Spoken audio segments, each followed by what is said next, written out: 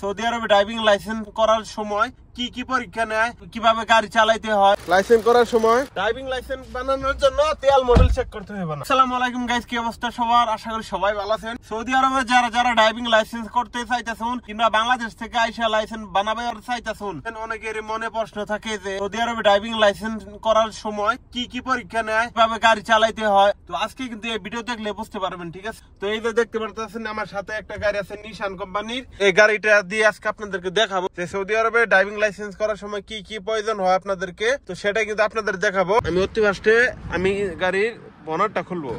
এই যে এখানে চাপ দিবেন, চাপ দিয়ে বনারটা খুললাম, ঠিক আছে? গাড়ির বনারটা খুললাম।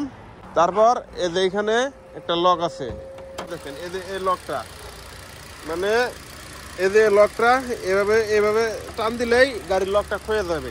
এই যে দেখেন গাড়িটা আমি অনেকদিন ধরে ওয়াশ করি না, তার জন্য একটু ময়লা আছে। তো এই দেশে লাইসেন্স করার সময় এই যে দেখতেছেন এটা হইতেছে মোবিলের ব্যাটারি, অনেক কিছু আছে, ঠিক আছে? এই দেশে যখন আপনি ড্রাইভিং লাইসেন্স বানাবেন তখন আপনার করতে হবে, আপনি যখন এই দেশে ড্রাইভিং লাইসেন্স বানাবেন তখন আপনার এই তেল মোবিল চেক করতে হবে না, ঠিক আছে?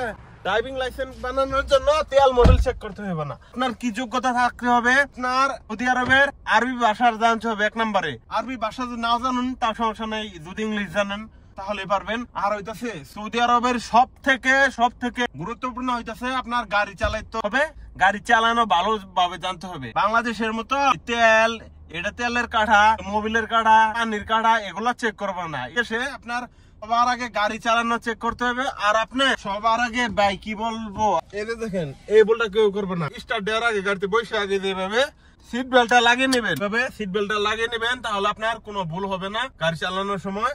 তারপরে আপনি গ্যারেল লাগাবেন, গ্যারেল লাগাইছেন, হ্যান্ড ব্রেক ছাড়বেন সাইডে।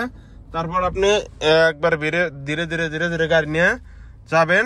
আপনি যদি সৌদি আরবে গাড়ি চালাতে পারেন কোনোরকম, মানে কিছু সিগন্যাল আছে, তারপর সব থেকে সৌদি আরবে রাস্তার যে নিয়ম কানুন সেগুলা জানতে হবে। দেখেন এখানে আইসা এরকম আপনার এখানে এসে একটু দাঁড়াইতে হবে, এই দিক দেখতে হবে, এই দিক দেখতে হবে, দেখে তারপর আপনার এভাবে ধীরে ধীরে যাইতে হবে। আপনি যদি না দেখেন তাহলে গাড়ি আইসা পড়বো, তাহলে আপনার পর সমস্যা হবে, ঠিক আছে? তো সৌদি আরবে সব থেকে গুরুত্বপূর্ণ এই যে দেখেন এইভাবে এই দিক দেখবেন, ওই যে দেখেন গাড়ি আসতেছে, লোকাল গাছ আছে সবকিছু, আবার এই যে গ্লাস আছে, এগুলো আপনার সব থেকে খেয়াল করতে হবে। সৌদি আরবে গাড়ি চালানোর সময় চোখ রাখবো 6টা ভাই, ঠিক আছে? তাহলে আপনি গাড়ি চালাইতে পারবেন। আপনার ড্রাইভিং লাইসেন্স যখন করতে যাবেন আর এই যে দেখেন এখানে অনেকগুলো সিগন্যাল আছে, আপনি একটু খেয়াল করে দেখেন। আমি স্পিডে যাইতেছি, তো এই সাইনবোর্ড গুলো সব থেকে গুরুত্বপূর্ণ। প্রশ্ন করবে কম্পিউটার পরীক্ষার মধ্যে যে এই প্রশ্ন এটা কিসের জন্য কাজ করে, কি এর মধ্যে কাজ করে, দাঁড়াইতে হইব না যাইতে হইব। সামনে এই যে আরেকটা সাইনবোর্ড আছে, দেখেন এই যে দেখেন সাইনবোর্ড, এগুলো কি সব কিন্তু আপনার বলতে হবে, জানতে হবে। আর এই যে দেখেন সাইনবোর্ড।